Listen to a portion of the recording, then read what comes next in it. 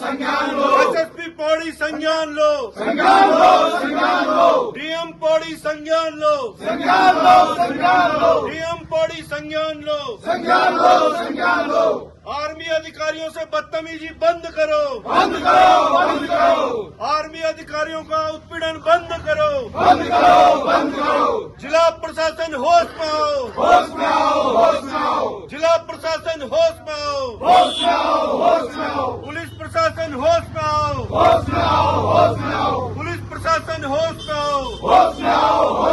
वृद्ध महिलाएं जा रही थी, जिनमें से कि एक को तीव्र बुखार था और वहां पर मतलब ये पहाड़ का क्षेत्र है और वाहन का आवागमन न होने के कारण उन्होंने उन सुधार मेजर साहब से जो है हॉस्टल जाने के लिए गाड़ी में लिफ्ट मांगी और उन्होंने उनकी हालत को देखते हुए उन दोनों को लिफ्ट दी।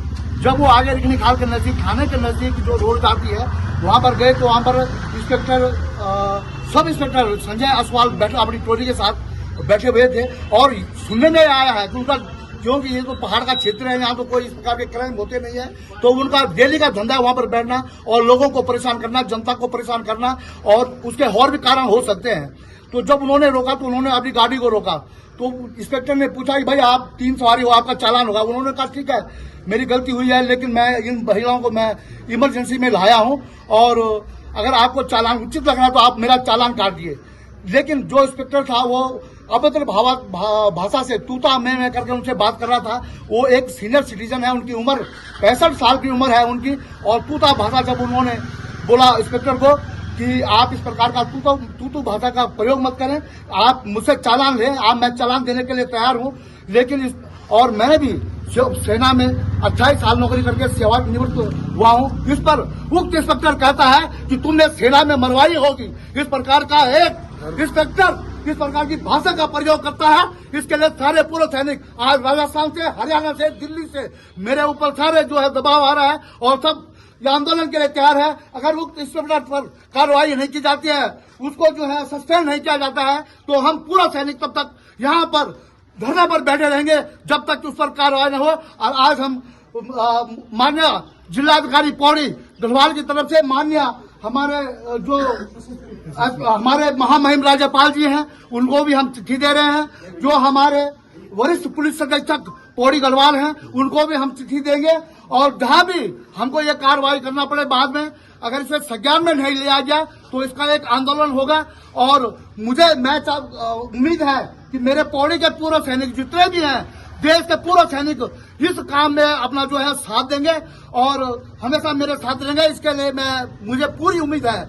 जिस प्रकार के मुझे फोन जगह जगह से आ रहे हैं और अभी इसका क्या निष्कर्ष निकलता है वो आगे देखा जाएगा। और अभी हम जिलाधिकारी महोदय को ये चिट्ठी देकर के और राज्यपाल जी को भेजेंगे और एसएसपी महोदय ने भी जो है 12:30 बजे का टाइम शायद दिया हुआ है, तो 12:30 बजे हम उनसे मुलाकात करेंगे। वहाँ पे तो पुलिस उस चीज का कंट्रोल नहीं कर पाती है और ग्रामीण क्षेत्र में, हालांकि हम कहते हैं इससे कोई गलत नहीं है कि चेकिंग अभियान जरूर होना चाहिए, लेकिन अगर एक आर्मी ने अगर, क्योंकि कहा जाता है कि कोई एक्सीडेंट केस होता है या कोई भी इस तरह से होगा, उसे नहीं रोका जाएगा, उसको पहले स्वास्थ्य चिकित्सा दी जाएगी। लेकिन एक जो सोशल मीडिया में एक वीडियो वायरल हो रही है, क्या लगता है आपको कि कहीं ना कहीं इस तरह से हमारी पहाड़ के लोगों के साथ पुलिस इस तरह का छलवा कर? देखिए ऐसा है कि जो मित्र पुलिस कहती है अपने को, हम मित्र पुलिस है, जो उनका व्यवहार है वो शत्रु की तरह व्यवहार है। कि जब वो देख रहे हैं कि जो हमारे सूबेदार मेजर महावीर सिंह नेगी जी 2 महिलाओं को लेके जा रहे थे, जिनमें से एक बीमार थी और जो साथ में बैठी हुई थी वो उन्हें सपोर्ट कर रही थी पीछे से,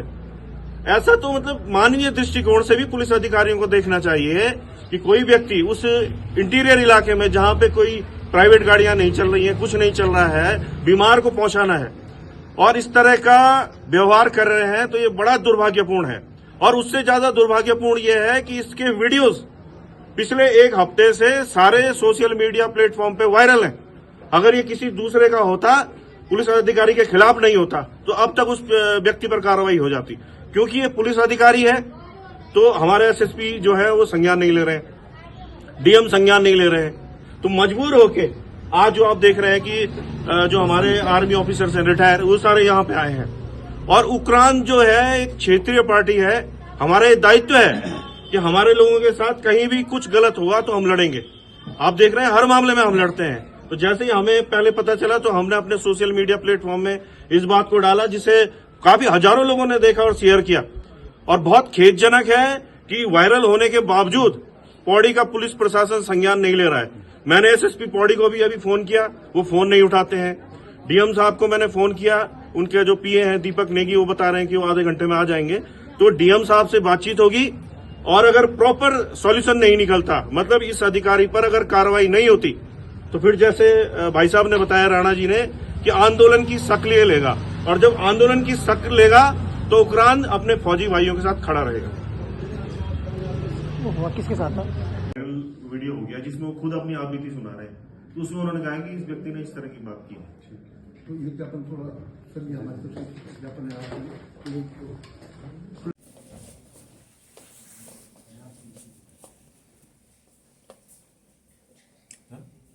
खाल थाने का एक मामला है जिस इस प्रकरण में एक पूर्व आर्मी पर्सन या रिटायर्ड आर्मी पर्सन के साथ में बदतमीजी या अभद्रता से संबंधित ये घटना है। और इस क्रम में एसएसपी पौड़ी साहब को डायरेक्शन दिया मेरी तरफ से एक एंडोर्स किया गया लेटर को, और उनके लेवल पे जो भी अप्रोप्रिएट एक्शन होगा वो लिया जाएगा।